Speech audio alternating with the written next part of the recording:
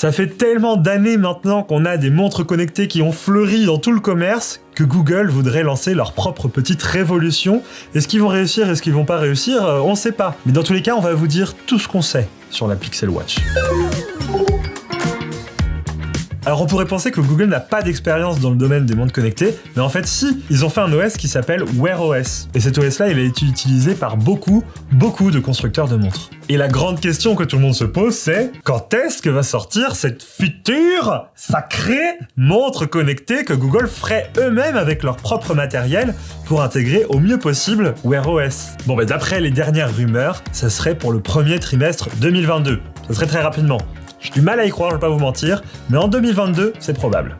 Niveau design, ça faisait longtemps qu'on entendait parler de cette Pixel Watch, mais il y a eu un leaker qui a fait fuiter pas mal de photos qui sont soi-disant officielles, en tout cas des rendus 3D, et bah cette montre, elle fait pas mal envie qu'on la voit comme ça. On remarque qu'il y a un bouton sur le côté qui semble faire couronne rotative, un peu comme pour l'Apple Watch. Il y a aussi pas mal de photos qui ont leaké avec ces rebords en verre qui sont complètement courbés et qui vont épouser le châssis qu'il y a sous la montre. Et ça laisserait penser que l'écran serait également incurvé pour couler un peu vers le poignet, pour avoir une sensation d'écran infini sur la montre. C'est d'ailleurs ce qu'essayent de faire les autres constructeurs, que ce soit Apple ou même Samsung. Ils essayent de faire les écrans toujours les plus grands possibles sur leur montre. A priori, le système de bracelets pour les changer, etc., il semble propriétaire, c'est-à-dire que c'est pas la monture universelle pour les bracelets de montre, ou bien même celle de l'Apple Watch. Bah forcément, on aurait douté qu'ils auraient pas pris le système des Apple Watch. Mais dans tous les cas, Google créerait son propre système pour monter les bracelets. Ça veut dire marché parallèle qui va s'ouvrir, avec beaucoup de produits disponibles sur Wish à 3€, mais aussi des produits officiels par Google qui vont sûrement coûter 45€. Voilà. C'est comme ça.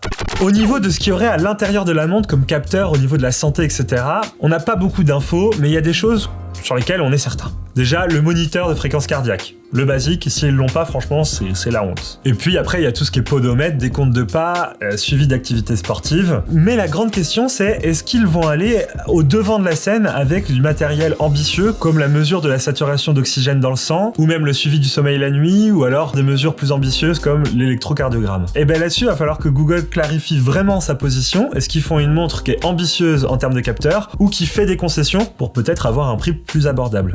Bah, faudra savoir. Dites-nous dans les commentaires si vous êtes plutôt team concession pour avoir un prix abordable ou team je veux le paquet et je m'en fous du prix tant que c'est une montre incroyable. Bon, en tout cas, je sais pas si vous avez suivi l'actualité côté Samsung parce qu'ils ont sorti la Galaxy Watch et la Galaxy Watch classique qui sont en partenariat avec Google au niveau du logiciel.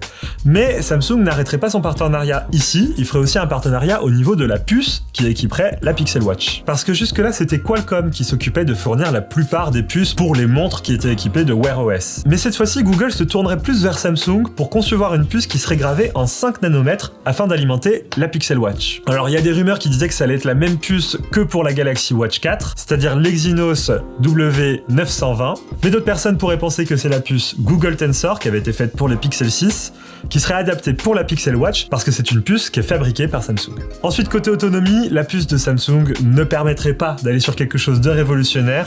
On serait sur du basique, une journée d'utilisation, on recharge le soir. Chez Frandroid, quand on utilise Wear OS, il faut qu'on s'avoue un truc, Wear OS c'est un système assez lourd et on va pas se mentir, on voit pas beaucoup de montres Wear OS tenir plus d'une journée et demie quoi.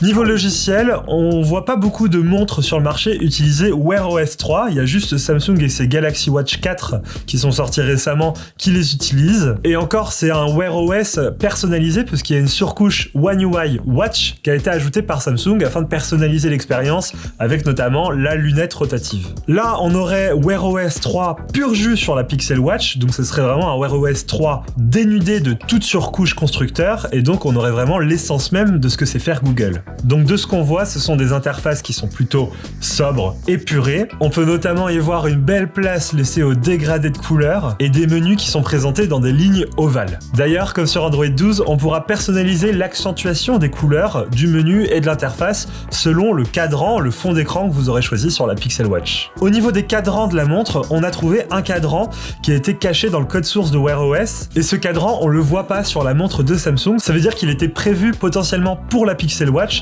et ce cadran, ça ressemble vraiment à ce que Google sait faire dans ses widgets sur les Pixel 6. Bon, comme souvent, les cadrans de Google seront noirs foncés, mais avec Android 12, on se doute qu'ils vont laisser la part belle au dégradé de couleurs, comme je disais, que ce soit du pastel ou du vif. On suppose qu'ils vont faire une fonctionnalité logicielle qui va permettre d'adapter le cadran à son style. Et puis comme d'habitude sur les montres connectées, il y aura sûrement des cadrans avec des fausses aiguilles et des cadrans juste avec des complications, c'est-à-dire la météo, le podomètre, la fréquence cardiaque. Au niveau de l'exploration de ce code source de Wear OS, il a été trouvé qu'on utiliserait la dernière des dernières versions de Google Assistant. Donc cet assistant, il pourrait être réveillé à tout moment et donc pourrait lancer des applications ou bien des fonctionnalités. Il y a aussi beaucoup de chances pour que Google Assistant soit stocké en local dans la montre, ce qui voudrait dire qu'il n'y aurait pas forcément besoin d'avoir une connexion internet pour pouvoir en profiter. Et enfin, au niveau du prix, on sait pas trop encore sur quelle stratégie va opter Google. Soit ils la jouent comme leur smartphone Pixel, c'est-à-dire des compétences haut de gamme avec un prix à l'entrée du haut de gamme. Ou alors ils se la jouent à la Samsung et Apple avec des prix entre 300 et 500 €. Mais on croise les doigts pour que Google nous fasse du Google et nous surprenne avec des bonnes fonctionnalités à un prix avoisinant les 199-250 € maximum. On croise les doigts. Et puis bon, au niveau du lancement, je vous l'ai dit au début de cette vidéo, on n'est pas sûr. Il y a eu des rumeurs comme quoi 2021 allait être l'année, mais là, on est arrivé en 2022, elle est toujours pas annoncée. On espère que ça arrivera pour la première moitié de 2022. Je ne vous promets rien. Merci d'avoir regardé cette vidéo, n'hésitez pas à nous dire dans les commentaires ce que vous pensez de cette Pixel Watch, est-ce qu'elle vous séduirait, est-ce que vous auriez envie d'avoir une Pixel Watch en plus de votre smartphone actuel. N'hésitez pas d'ailleurs à nous suivre sur tous les autres réseaux sociaux, Instagram, TikTok, Twitch et j'en passe. On se retrouve très bientôt pour une nouvelle vidéo sur Frandroid. À bientôt, vive la technologie, vive les montres connectées.